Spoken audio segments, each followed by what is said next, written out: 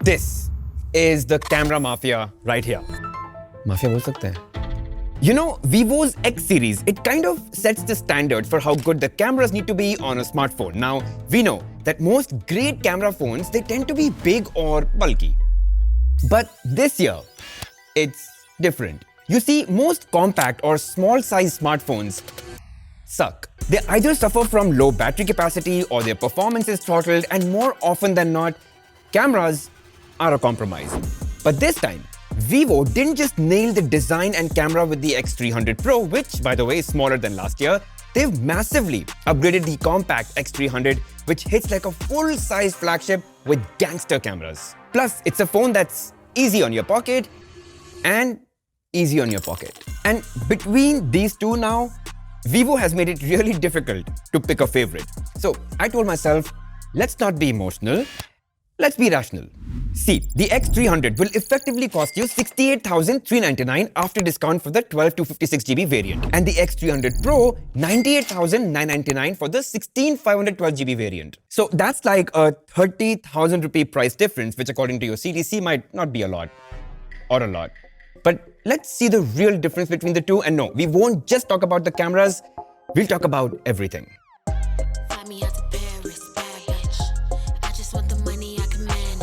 Design-wise, I think both are equally good. They both have this frosty, silky, smooth back, which, by the way, doesn't attract any fingerprints at all. They've got a flat display, looks absolutely kick-ass, especially with bezels that are next to nothing. I love the fact that they can just lie down straight on a table and be used without any kind of rocking. And needless to say, they are both resistant to dips in water and won't get spoiled easily. So it's not like the X300 is priced low so that there's a compromise there.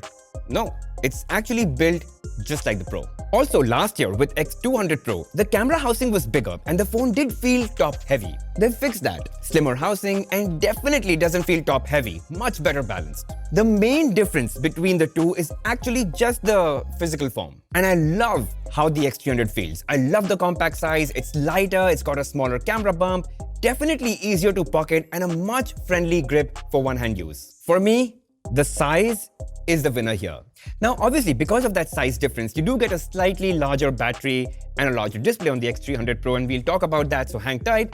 But a couple of things. One, the X300 Pro is a bit heavy. However, considering the camera hardware it packs, it's still lighter than the iPhone 17 Pro Max, and I think it's amazing that they've been able to do that. Two, I do want to point out that Vivo uses their own proprietary display protection and not Gorilla Glass, Victus or Armor. Though I do think that is one area where Vivo can possibly upgrade and, make these phones feel even more flagship than they already do. And three, both phones come with their own chargers in the box, pre-applied screen protectors, and a really nice case. It feels premium, it feels protective. You don't have to buy anything. All right, I think I've talked too much about the design, so let's move on. Oh wait, these phones are also remote. So you can just configure any appliance in your house that uses a remote, and you can use your phone to control. Like, seriously, anything. Moving on, the display.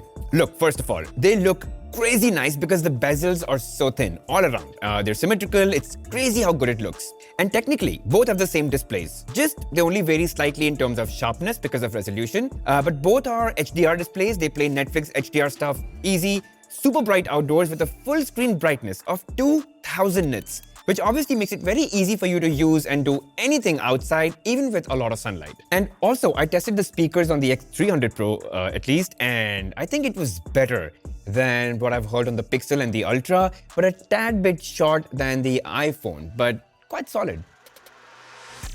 Now guys, I want to quickly touch upon the performance and battery before I move on to, well, the cameras. So both the phones have absolute flagship components, okay? You get the latest chip, the absolute fastest RAM, and super quick internal storage. So things are super snappy. App launches, moving between them, and being a camera-centric phone, you're going to be taking a buttload of photos and videos. Well, they load up instantly as you open the gallery. Now, I share your concern. It's MediaTek and not Snapdragon. But honestly, in day-to-day use, even I can't tell the difference. I could go on gaming at 120 FPS without issues. Smooth, non-stop, doesn't heat up. There's also plenty of game tools built in to enhance gaming experience.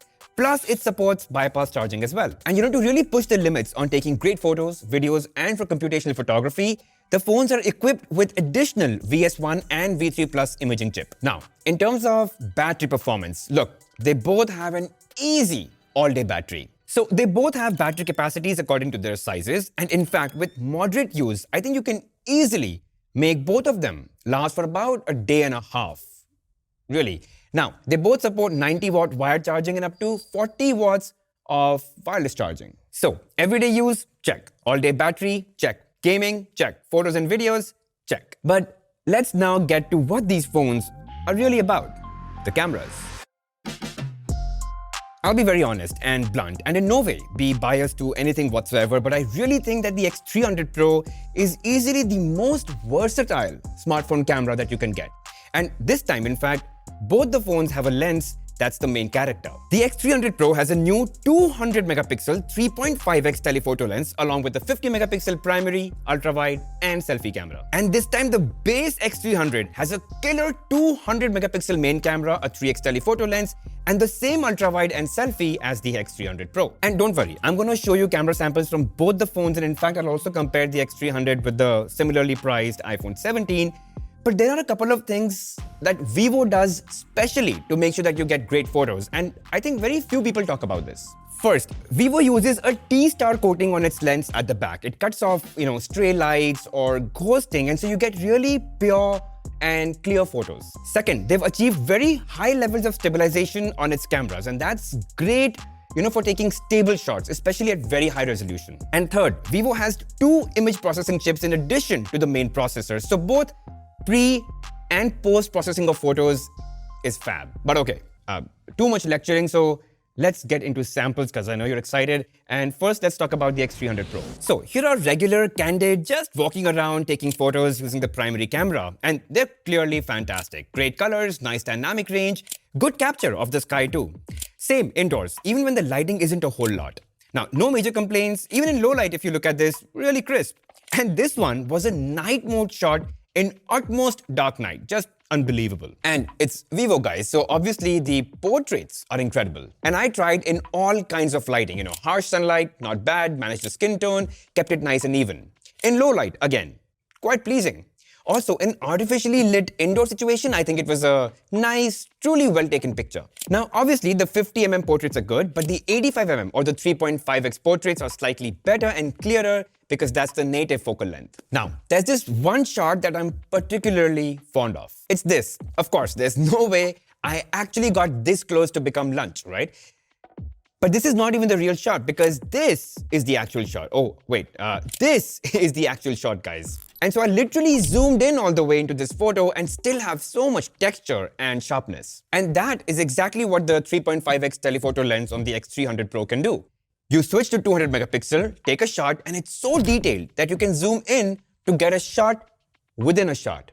Pretty cool. Speaking of zoom, the X300 Pro can zoom from 1x to 2x to 3.5x and then on to 7x. And you can use zoom for telephoto macro shots as well. For example, if this is a 1x regular shot, this is what 7x can get you. Or imagine something like this. But obviously, you can go beyond 7x to 10x or 20x and still get absolutely stunning shots. So in this shot, if I zoom in 10x, this is what I can capture. And 20x is great to capture things or objects that you otherwise can't get very close to. But there's one issue that you typically get when you zoom in too much is, there's a lot of shake. It's very difficult to stabilize. But with the X300 phones, you can just turn on snapshot mode and that does the job for you. Now guys, if you want to go beyond the natural zoom capabilities of these phones, you can get something like this. This is a telephoto extender. And with this, you basically multiply the 200 megapixel 3.5x telephoto lens to more zoom ranges.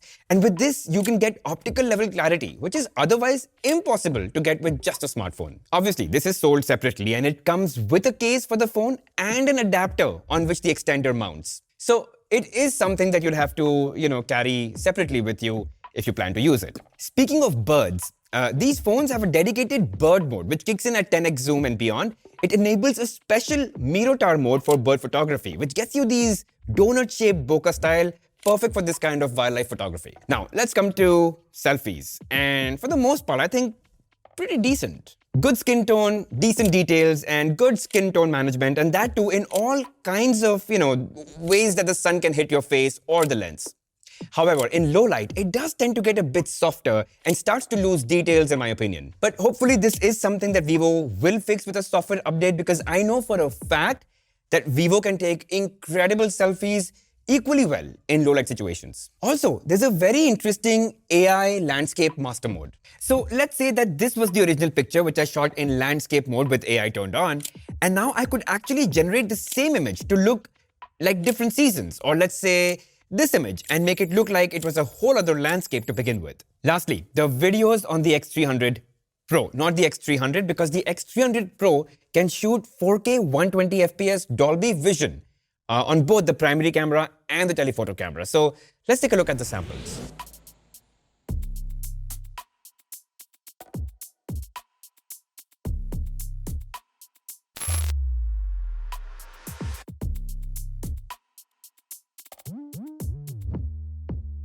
Now, let's also talk about the X300 and also compare some pictures to the iPhone 17, just so you guys get an understanding. Okay, so just regular casual shots, you love them. I kept my settings in vivid mode for the main camera, and these shots came out so lively and punchy. I love good contrast and vibrancy in my photos, and so these look nice. And that doesn't change indoors either. Very well captured. Almost no noise as well. So all in all, you'd really like the main camera for sure. Let's also compare to the iPhone 17. And for the most part, I found the iPhone 17 a bit too dull or flat for my taste. But then in this shot, I actually prefer the more natural tones on the iPhone 17. Now, if natural is your taste, then you could just switch the color profile to the Zeiss mode on the X300, which will get you the natural tone that you like. But yeah, the photos that I have shown you were shot in vivid mode. I like the contrast, I like the punch, so good. Moving on, just like the X300 Pro, the portraits are very nice, accurate, and pleasing on the X300. Handles both outdoor lighting and skin tones very well. But when compared to iPhone 17, it was a mixed bag. There were times I preferred the iPhone 17 look, but then sometimes I liked the X300 portrait. Then again, I preferred the iPhone 17 look, but here I like the X300. And even here, I mean, iPhone I think just gave up at this moment. So no clear winner when it comes to portraits. I think both handle some situation better than the other, so it's really 50-50. But other than that, selfies on this were really good. I mean, honestly, I did think they were a bit more magenta, but it makes my pale face look nicer, so it works for me. Of course, you can tweak settings to adjust for that if you want to. I also took some indoor shots, and while lighting can be a bit challenging, I think the X300 did a decent job. But then I compared it to iPhone 17, and I think then it kind of depends. So here, I think iPhone 17 took a very natural shot, although it's a bit dark and might not be as social media friendly as the X300. But then in this case, I think the X300 took a very nice one. And by the way, the telephoto extender can also work with the X300. It's just that it's going to work with the 200 megapixel main camera on the X300, not with the telephoto lens as it does on the X300 Pro. Honestly guys, as I said before, these phones are filled with features and modes that I could go on and on about. But I just want to conclude by saying that in their own price segments, I think these are the most flexible and versatile camera smartphones that you can get. Now, of course, I may not have covered on everything and touched upon each and every point, but if there's anything specific about the cameras that you want to know, please ask me in the comment section. Guys, finally, let's talk about the software. And I don't know if you guys know, but Vivo phones don't come with FunTouch OS anymore. They've actually introduced OriginOS 6 in India, which is cleaner, it feels significantly smoother, and it's got more features, which I've covered in a whole other video, which you can catch right here. So definitely watch it if you're interested. And I think Vivo is going to give you a guaranteed 5 years of OS upgrades and 7 years of security updates, which I think is pretty good. But just to give you a quick preview, they've redesigned the control center to look cleaner, and a quick swipe to the right shows you all your notifications. Now, you can switch back to the older format as well if that's what you prefer. Even the lock screen can now be customized in so many different ways, including depth effect, so it looks really nice. And there's flip cards too for the lock screen, which moves as you turn your phone. The best one though is Origin Island, which obviously it shows you real-time status of things happening on your phone, but it's actually much more useful than the dynamic island that we saw in the iPhone. For example, you can just select photos, drag them to the Origin Island, which shows you all relevant options, and I can drop it on WhatsApp and immediately send it to whoever. Or let's say on Google Maps, I find a restaurant. I could just drag the address to the origin island and bam, just like that, book an Uber. Ton of more features in OriginOS 6. I'm not gonna cover everything in this video, but as I said, I've done a video already. Catch that. Overall, guys, I don't think these phones deserve just one video, okay? But there's just so much to unpack. And I've tried to touch upon a bit of everything about both the phones, so it can just help you narrow down your thoughts. But hey, if there's something that I've missed, which of course I have, but if you want to know, if you really want to know, ask me in the comment section. I'll definitely answer. I'm using the X300 Pro as my daily driver, so I should be able to answer. And if you guys did enjoy watching the video, please make sure you hit that like button, subscribe to the channel, guys, hit that bell notification icon, and mark all. Really helps the channel grow. I'll see you guys in the next one.